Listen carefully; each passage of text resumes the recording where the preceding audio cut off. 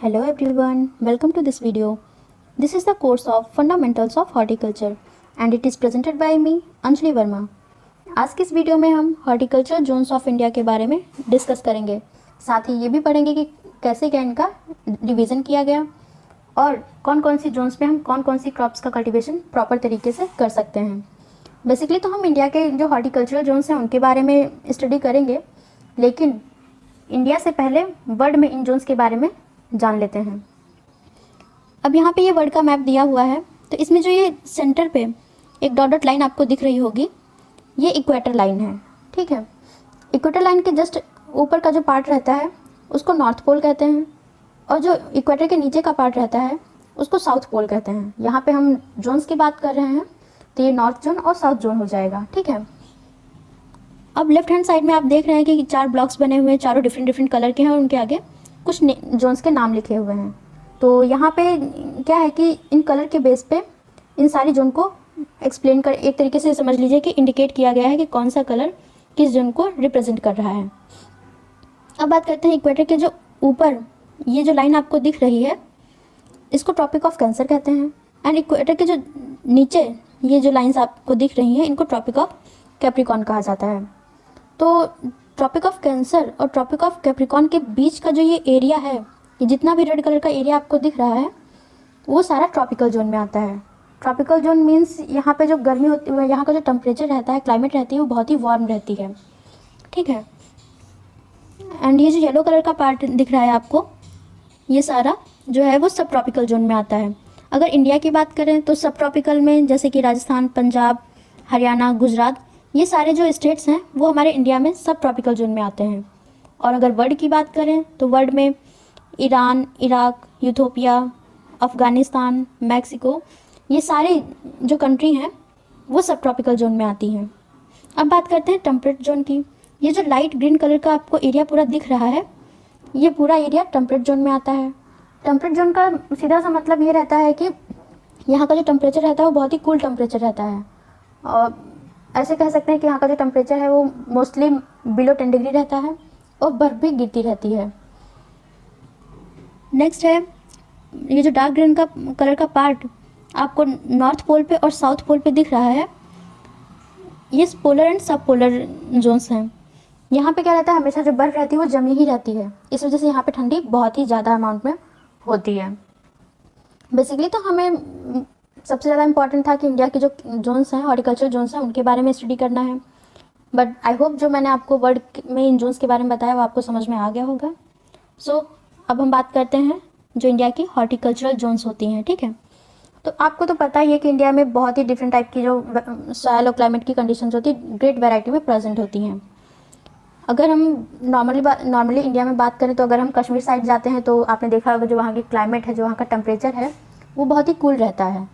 साथ ही अगर पंजाब साइड जाते हैं तो पंजाब का जो क्लाइमेट है वो मॉडरेट रहती है, ना ज़्यादा गर्मी होती है ना ही ज़्यादा ठंडी होती है। लेकिन अगर हम राजस्थान पहुँच जाते हैं तो राजस्थान का जो टेम्परेचर रहता है वो बहुत ही वार्म रहता है क्योंकि वहाँ पे मोस्टली डेजर्ट्स प्रेजेंट होते हैं। ठीक है, और अगर साउथ में जाया जाए, अगर साउथ में जाते हैं तो वहाँ पे कोस्टल एरियाज़ और प्लेट्यूज प्रेजेंट होते हैं, जिसकी वजह से जो वहाँ की क्लाइमेट रहती है वो मॉडरेट क्लाइमेट कही जाती है। और अगर सेंट्रल पार्ट की बात करें तो वो भी बहुत, वहाँ पे भी मतलब जो टेम्परेचर रहता है वो बहुत ही वार्म रहता है। अपने यहाँ इंडिया में तो जम्मू कश्मीर से लेके मेघालय तक की हिमालय की रेंजेस प्रेजेंट हैं।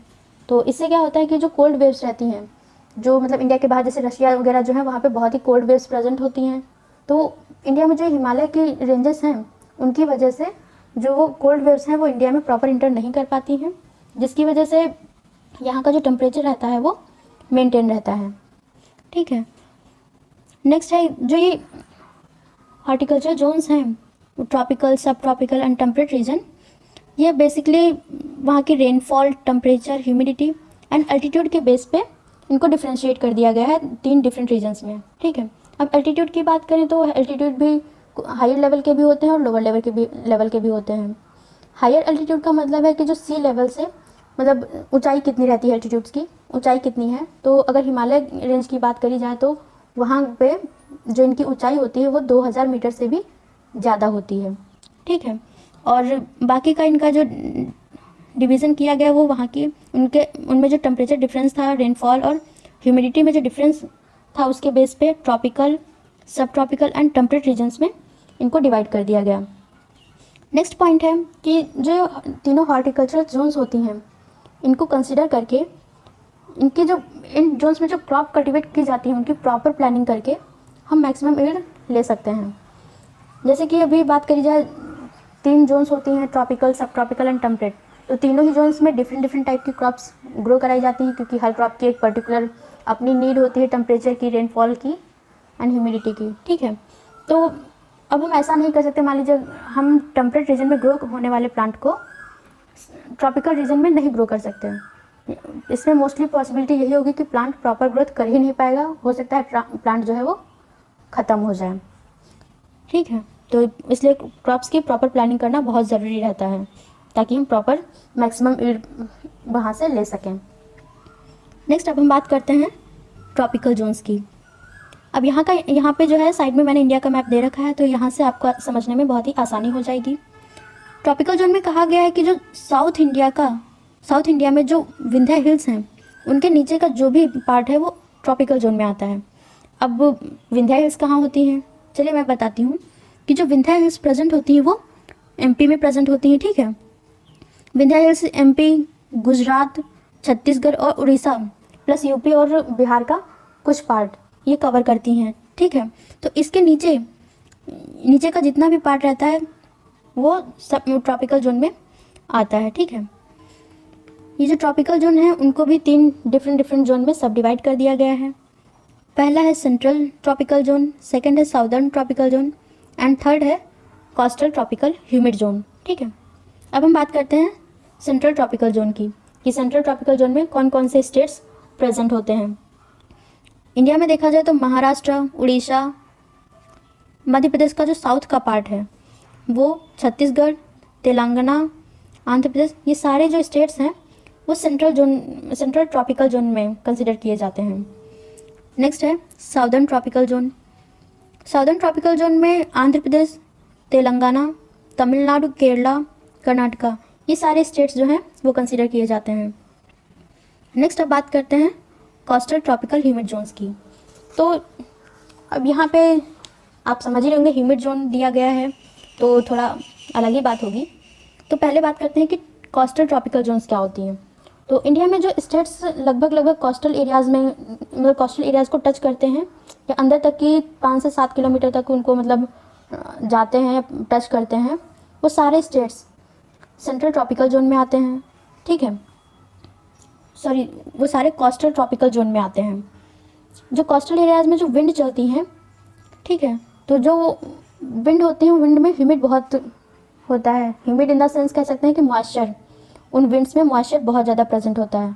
तो जब विंड में मॉइस्चर प्रेजेंट होगा तो जाहिर सी बात है कि क्लाइमेट पर इफेक्ट ज़रूर पड़ेगा, इसलिए उनको कोस्टल ट्रॉपिकल ह्यूमिड जोन कहा गया है।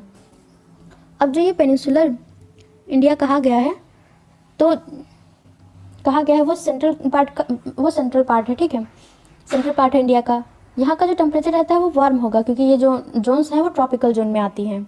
और यहाँ का जो टेम्परेचर रहता है, मोस्टली जो क्लाइमेट रहती है वो वार्म और ह्यूमिड होती है। और फिर चाहे जितनी गर्मी हो चाहे ठंडी हो, इस पर कुछ भी इफेक्ट नहीं होता है। लेकिन अगर साउदर्न ट्रॉपिकल जोन से कंपेयर किया जाए तो जो कोस्टल ट्रॉपिकल ह्यूमिड जोन्स हैं इनका जो टेम्परेचर रहता है वो ठंडी में 2 से 4 डिग्री कम तो हो जाएगा, लेकिन इससे ज़्यादा इफेक्ट उस पर कुछ भी नहीं होता है। नेक्स्ट अब हम बात करते हैं सब ट्रॉपिकल जोन्स की। अब ये क्या, अभी तो हमने ट्रॉपिकल जोन्स में पढ़ा था कि बिलो विंध्या हिल्स, ठीक है। अब इसमें दिया गया है कि जो the area above the Vindhya hills comes under this zone, मतलब कि जो ट्रॉपिकल जोन में था कि जो भी एरिया जो है वो विंध्या हिल्स के जो नीचे के पार्ट्स हैं वो सारे हमारे ट्रॉपिकल जोन में आएंगे।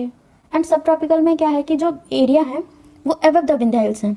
अब इसमें आपको विंध्या हिल्स दिख ही रहा होगा इस मैप में, ये यहाँ पे विंध्या हिल्स दी हुई हैं।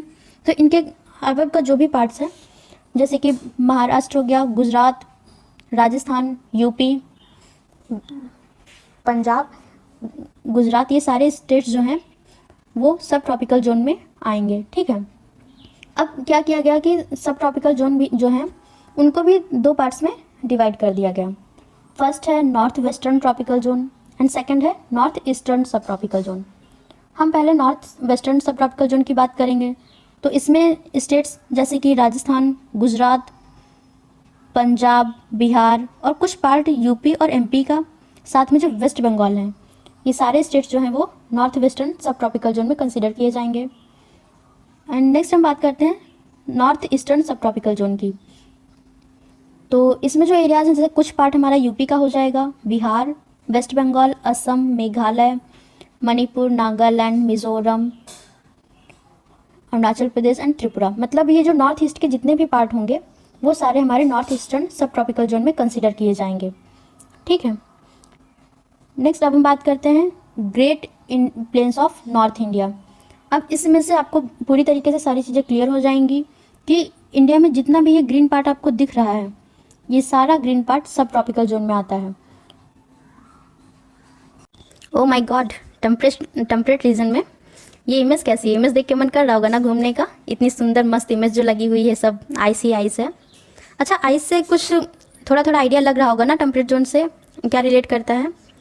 जैसे कि टेम्परेट जोन का मतलब होता है कि जैसे हम अभी जम्मू कश्मीर साइड जाएं तो वहाँ का जो टेम्परेचर रहता है वो बहुत ही लो रहता है। टेम्परेचर मोस्टली -10 डिग्री या -15 डिग्री के बिलो ही रहता है और बर्फ़ गिरती रहती है।